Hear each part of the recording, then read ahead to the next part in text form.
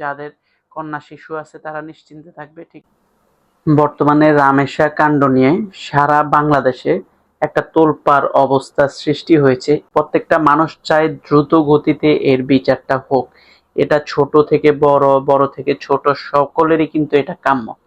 গত ২ বছর যাবৎ এত পরিমাণ যে বাচ্চাদের উপরে এত পরিমাণ যা হইছে সেটা আপনারা দেখেছেন এই বাংলাদেশে, যে ছোট ছোট বাচ্চাদের উপরে। যাই হোক, সেটা নাই বললাম। এখন যেটা মূল বিষয় হলো, ইদানিং আমরা দেখতে পারতেছি যে এই ব্যাপারটা কেন্দ্র করে আবার এটার মধ্যে রাজনীতিও ঢুকেছে। যেমন কিছুদিন আগে কারিনার ব্যাপারটা নিয়ে রাজনীতি ঢুকেছে, ঠিক সেই সেম ব্যাপার নিয়ে কিন্তু রাজনীতি ঢুকেছে। যেমন স্বরাষ্ট্রমন্ত্রী গতকালকে যখন রামেশ্বর বাবার কাছে গিয়েছিল প্রধানমন্ত্রী সহকারে, তো সেই সময় কিন্তু আমরা দেখতে পেয়েছি যে একটা গ্রুপ হলো স্বরাষ্ট্রমন্ত্রীকে দেখে ভুয়া ভুয়া করে এরকম একটা স্লোগান দিয়েছে, এবং স্বরাষ্ট্রমন্ত্রী কিন্তু সেটা না শোনার ভান করে কিন্তু সে চলে গিয়েছে। তো এই যে যে আচরণটা হয়েছে এটা মোটেও সমীচীন হয়নি। কারণ হলো এটা একটা রাজনৈতিক উদ্দেশ্য হাসিল করার জন্য। তারই যখন এই ঘটনাটা ঘটেছে, আবার চট্টগ্রাম একটা তাও এরকম বাচ্চা নিয়ে একটা ঘটনা যখন ঘটেছে, সেখানেও কিন্তু একটা মব হওয়ার চেষ্টা হয়েছিল।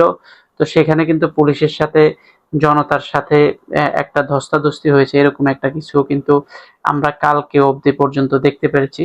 তো সেটার প্রেক্ষাপট না কাটতেই আজকে আবার নাসিরউদ্দিন পাটোয়ারির উপরে ডিম নিক্ষেপ।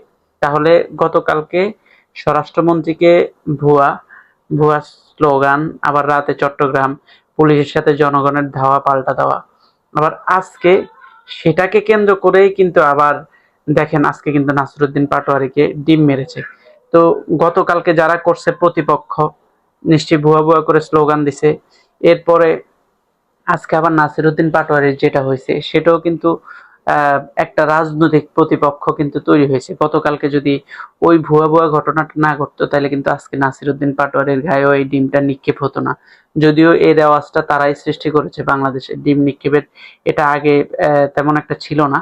এটা কিন্তু এখন দেখা গিয়েছে বিচার অঙ্গনে হোক, বিভিন্ন জায়গায় হোক, ডিম নিক্ষেপ কার্যক্রম চালিয়েছে তারা। তো তারই পরিপ্রেক্ষিতে কিন্তু এই ঘটনাটা, গতকালকে যে ঘটনাটা ঘটছে তারপরে কিন্তু আজকে আবার এই ঘটনাটা ঘটছে।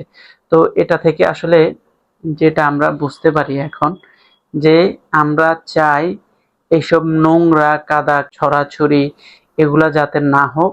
আমরা চাই হলো একটা সুস্থ বিচার, খুব দ্রুত গতিতে, কত তাড়াতাড়ি এই বিচারটা করা যায়। যত তাড়াতাড়ি এই বিচারটা করা যায় তত দেশের মানুষ নিশ্চিন্তে থাকবে। যাদের কন্যা শিশু আছে তারা নিশ্চিন্তে থাকবে, ঠিকমতো ঘুম যেতে পারবে, মেয়েকে স্কুল প্রতিষ্ঠান বা অন্য জায়গায় দিয়ে তারা শান্তি থাকতে পারবে। এই নোংরা রাজনীতি সাধারণ জনগণ দেখতে চায় না, মানুষ দেখতে চায় না। তারা দেখতে চায় যে একটা বিচার কাজ খুব দ্রুত গতিতে সম্পাদন হয়েছে, তাহলে মানুষ একটু স্বস্তি পাবে এবং এটাকে একটা নির্মূল করা সম্ভব হবে। মোটামুটি আস্তে আস্তে সেটা নির্মূল হবে। তো এই ছিল আজকের মতো কথা। সবাই ভালো থাকবেন।